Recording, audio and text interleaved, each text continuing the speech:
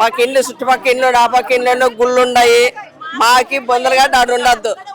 మాకు బొందలుగడ్డ అసలు ఉండద్దు. అసలు ఏడికైనా సరే మేము కోర్టుకైనా సరే వెళ్తాం. మేము అది మాత్రం విడిచిపెట్టి మేము దానికైతే విడిచిపెట్టము.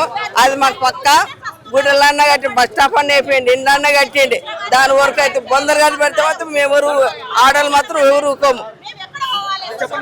అదే మా బస్సుకి మాకు కాంగ్రెస్ వాళ్ళు వచ్చి మీరు ఓటేయండి మమ్మల్ని బెదిరించారు. మేము వేసాము. వేసిన తర్వాత ఇలాంటివి చేస్తే మేము ఊరుకునేది లేదు. మెయిన్ డ్రైనేజ్ రోడ్లు వేస్తామని చెప్పేసి సీతక్క చెప్పింది. మీకు ఏమైనా ప్రాబ్లం వస్తే నాకు ఫోన్ చేయండి అని చెప్పింది. ఇప్పుడు వెళ్తే మీరు ఎవరో మాకు తెలియదు. సాయిబాబా నగర్ వాళ్ళు ఏరియా అంటున్నారు. ఇప్పుడు మేము ఎక్కడ వెళ్ళాలి? ఇప్పుడు చెప్పండి, మేము ఎక్కడ వెళ్ళాలి? ఆమె భుజం మీద చెయ్యేసి కండువ కప్పి మీరు ఓట్లు వేయండి, మీకు నేను హెల్ప్ చేస్తానని చెప్పింది. డ్రైనేజీలు రోడ్లు వేస్తా అని చెప్పేసి ఇప్పుడు శ్మశానం తీసుకొచ్చారు. మాకు శ్మశానం అవసరం లేదు. మేము ఇలాగే ధర్నా ఆపము. వీలైతే పెట్రోల్ పోసుకొని తగలబెట్టుకుంటాం మేము. కానీ ఏ ప్రభుత్వం ఇలా మాకు మోసం చేయలేదు. కాంగ్రెస్ ప్రభుత్వం మోసం చేసింది. మేము ఊరుకునేదే లేదు. అది చెప్తున్నా. ఇప్పుడు వెళ్తే సీఎం ఎమ్మెల్యే దగ్గరికి వెళ్తే మీరెవరు అంటున్నారు. నిన్న మొన్న దాకా సాయిబాబా నగర్కి రాత్రి వచ్చి ఓట్లు వేయించుకున్నారు. మాతోటి దొంగల్లాగా వచ్చి ఓట్లు వేయించుకున్నారు. హైకమాండ్ పైనుంచి వచ్చారు. మొత్తం సీతకు వచ్చింది. ఇప్పుడు డబ్బులు తీసుకున్నారని మాట్లాడుతున్నారు. వాళ్ళు తీసుకోలేదా డబ్బులు? మేమే తీసుకున్నామా? చెప్పండి. నలుగురితో పాటు మేము డబ్బులు ఇవ్వమని అడిగినామా? చీరలు ఇవ్వమని అడిగినామా? మేము ఏం అడిగినాం? అసలు మా బస్సుకి మంచి చేస్తారన్నానికి మేము దానిలో ఉన్నాం. మేము అంతే. మా బస్సుకి మంచిగా చేయకపోతే మేము మాత్రం ఇది ఆపేది లేదు. మేము ఎక్కడికైనా ఇష్యూ తీసుకుపోమంటే తీసుకుంటాం. మా పనులు పిల్లలు రావడానికి భయపడుతున్నారు. అట్లా అదే అండి మా ప్రాబ్లం. అన్నాలని చేసుకోవడానికి అది పద్ధతి కాదు. ఇంకా 30 ఏళ్ల నుంచి ఉండమండి ఇక్కడ. మేము 30 ఏళ్ల నుంచి ఉన్నాము. ఈ ఎన్నాళ్ళు లేని ఇప్పుడు జరుగుతుంది ఇది. మరి ఎందుకు చేస్తున్నారు? ఏం కథలో?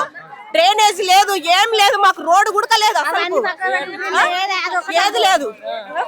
ఇప్పటి గుడక మాకు ఏ సాయం చేయట్లేరు. మరి ఇప్పుడు వచ్చి డ్రైనేజ్ ఇది పెడుతున్నారు. శ్మశానం ఎట్లా ఉంటామండి మేము? పక్కనే ఇల్లు. మా ఇల్లు కనపడుతుంది కూడా మీకు. పక్కనే అసలు ఎంత దూరం లేదు. ఇట్లా అడిగేస్తే శ్మశానం ఉంటే ఎట్లా చూస్తాం ముఖము? పొద్దున్న లేసి ఎట్లా చూస్తాము ఇండ్ల మధ్యలో? పోలీస్ స్టేషన్ ఇయ్యాసి అన్నారు. సెలక్షన్ అయిపోయింది. బోర్డులు పెట్టారు, అన్ని చేశారు. సెలక్షన్ అయిపోయిన దాకా ఇప్పుడు మళ్ళీ బొందలగడ్డకి ఎలాగెత్తున్నారు చెప్పండి. అంటే ఓట్లు వేసినందుకు గెలిపించినందుకు మమ్మల్ని ఎలా చేస్తున్నారా? ఎలా చేస్తున్నారా? మా చెప్పుతో మేము కొట్టుకోవాలి. ఇప్పటికే డ్రగ్స్ అవన్నీ ఎక్కువైపోయి రోడ్ల నడవడానికి లేకుండా అయిపోయింది. మొత్తం లేడీస్ ఎవరు నడవడానికే లేదు. ఇప్పుడు డ్రగ్స్ ఎక్కువైపోయి ఇప్పుడు మొత్తం ఈ పక్కన ఆల్రెడీ వాళ్ళదే, ఇది మొత్తం వాళ్ళదే.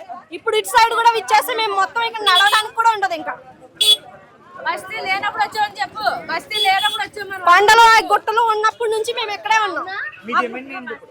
మాకైతే ఇది శ్మశానం అస్సలే వద్దు. మిగతాది ఈ జనాలందరికీ పనికొచ్చేలా ఏది చేసినా మాకు ఓకే. కానీ శ్మశానం అయితే వద్దు. మేమందరం తెల్లారు లేస్తే ఇటు నుంచే వెళ్తాం. మేము శ్మశానాల్లోంచి వెళ్ళడానికి లేడీస్ అయితే 5 o'clockకి వాళ్ళు అందరు కూలి పని చేసుకోవడానికి ఇటు నుంచే నడిచి వెళ్తారు. కానీ వాళ్ళకి ఇస్తే మాత్రం నడవడానికి కాదు కదా.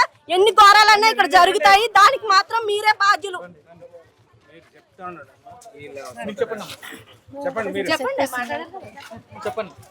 అదే తెల్లారి గట్ల లేచి వెళ్తారండి. ట్రైన్కి వెళ్తారు, వస్తూ ఉంటారు.